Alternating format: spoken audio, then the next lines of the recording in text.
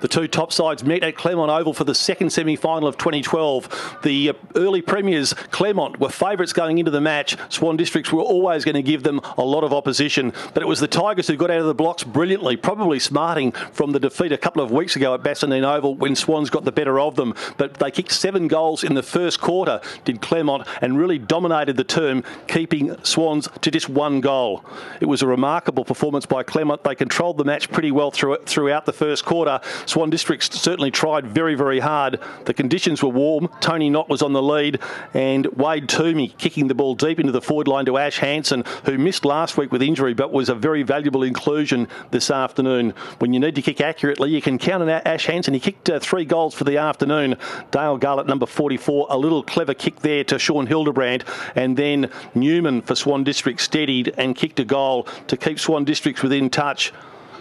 By half-time, Claremont pretty much had a very comfortable lead, but Swan Districts were certainly fighting hard. It was easy to tell these were the 2 premier teams for the competition. Roach across the ground there, and Swan Districts able to thread another one through. They kept on coming. Their accurate kicking certainly kept them in touch.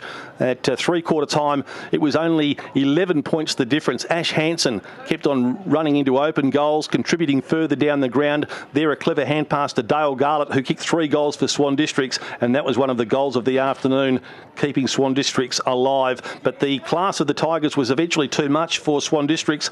Newman running through the middle, getting support from Motlop, delivering to Hansen. The formula was always there for Swan Districts. They'll have another chance at East Fremantle next week in what will be a home game. Tim Gapin kicking one from point-blank range on that occasion. But Claremont, with their class, their superior midfield, they really never lay down and made it terribly difficult for Swan Districts. They all certainly benefit from the run, Swans, no doubt about that, but the luxury is with the Tigers, who will be able to sit down next week and watch East Fremantle and Swan Districts fight it out. It's going to be a terrific preliminary final, but Claremont going straight through to this year's grand final will start favourites.